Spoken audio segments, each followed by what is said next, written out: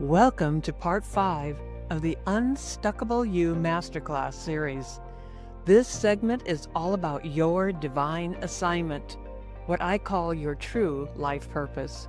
We'll talk about how it finds you, why you don't have to chase it, and the real role manifestation plays in bringing it forward. Let's dive in.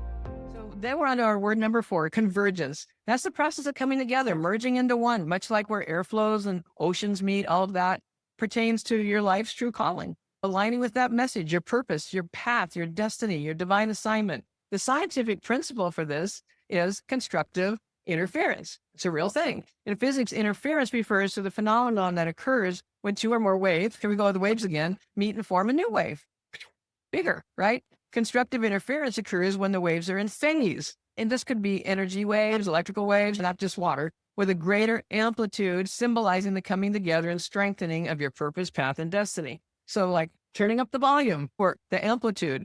Imagine two pebbles. Let's just say, and they had something like this in The Secret Life of Waves, actually, but you're at a pond and you're a kid and you're playing with the rocks. And just imagine you drop two pebbles into the pond at the same time. Bing! And they start to ripple. They start to ripple. And eventually they merge to form a new, stronger wave, a bigger ripple, right? It's much like your purpose, your path, your message coming together, amplifying each other to create greater impact.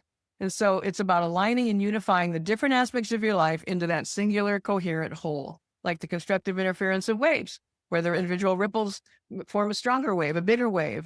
And your purpose, path, and message, your destiny can similarly merge all of those parts of you into creating an amplified resonant force that guides you and helps you activate and implement whatever your divine assignment is. It's a union, a gathering of separate elements into a coherent whole. I think of this whole is greater than the sum of its parts, the same thing, right? That kind of multiplying exponential growth. So this isn't a haphazard merging, but an intentional unification. Constructive interference in physics is that, where individual waves merge, one example, to come together. And so it takes effort, yeah, but it doesn't have to mean you're working harder. When I say effort, I really mean more paying attention, really being conscious of what you're thinking. And so the reflective activity for you on this one is, what are you seeing as that for you? Do you have a purpose that's kind of rising or been bugging you? It's just nibbling at you all the time. How do you align those?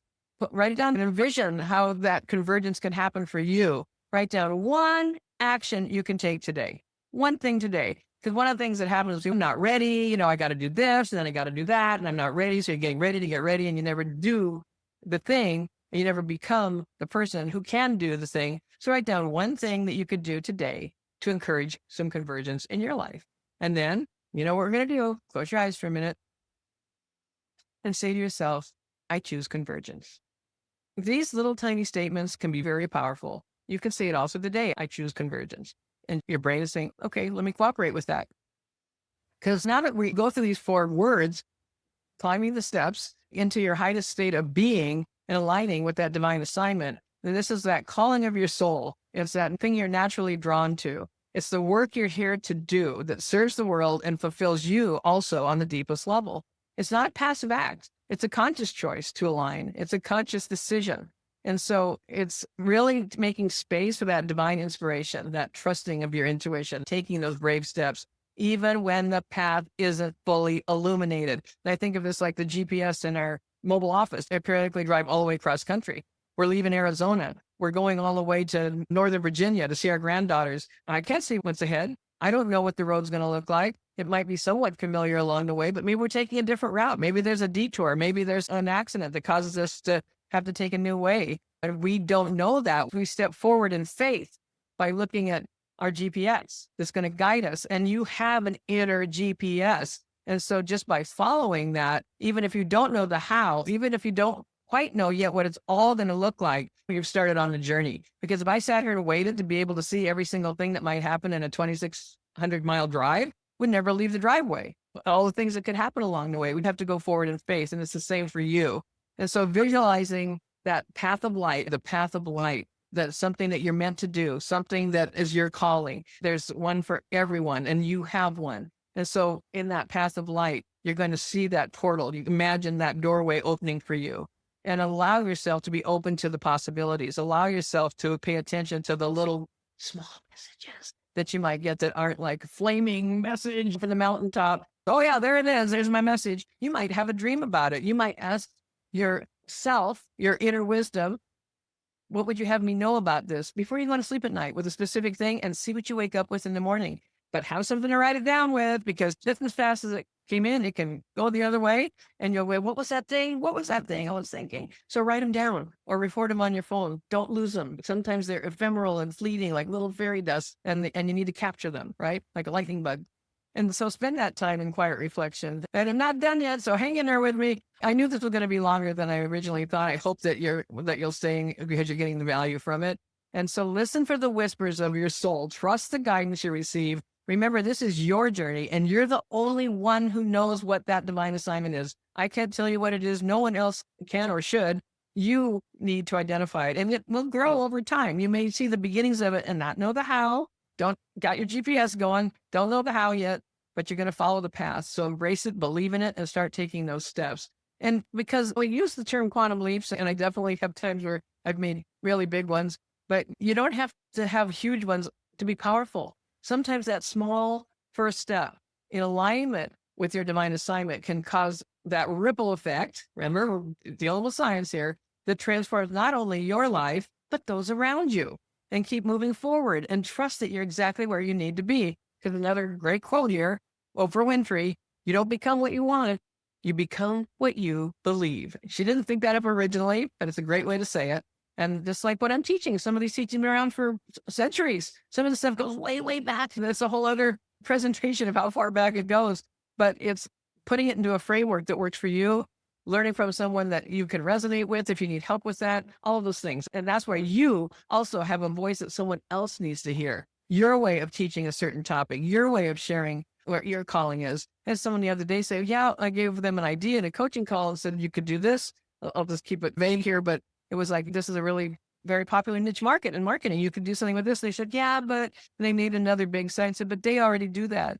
She said, what does that mean for me? And I said, what does it mean for you? It means that people are interested in this topic. It means that there's multiple ways. There's lots of people that teach copywriting. There's lots of people that teach mindset. There's lots of people that do coaching. I have a very thriving business and have had for 18 years. I don't have to be the only one. In fact, you shouldn't be the only one, because that means maybe nobody's interested in left-handed xylophone lessons, right? But it's actually a signal to you that there's interest. But nobody else can be you. No one else has your voice, your way of interpreting something, your way of delivering the message. Someone's waiting for you. Someone's waiting just for you. And if you think I'm talking to you, I am. It's a sign. If you think that at all, pay attention. So we've reached this part of the 4-step journey of the staircase. We've explored seeing, healing, restoration, and convergence, finally teaching this out from behind closed doors. We've journeyed through these 4 words, and we're journeying in the inner journey as well, gaining the insight, some strength, some clarity. And the real work begins when you start saying, this is who I am being, and then do, and then receive, and share in that alignment with our divine assignment. So I'm going to give you a little bonus training, because my husband and I coined the term intentioning a long time ago, would say we're intentioning, right? And I've heard some other people use it since then. We made up the word. This is a great thing about being a copywriter. You get to make up words, right, that work for you, just like getting unstuckified and things like that. So this is how you combine with your celestial Sherpa practice to use intentioning to shape your divine future. And call it a secret. I don't want it to be a secret, but the real key to navigating your personal universe lies in your intentions, where you put your intention, and concentrating on the desired outcome. And we've intentioned things like a big medium duty truck, the RV we have now, the heavy duty one. We started looking at them and looking at photos of them and intentioning this or something better. We think we'd like to have something like this.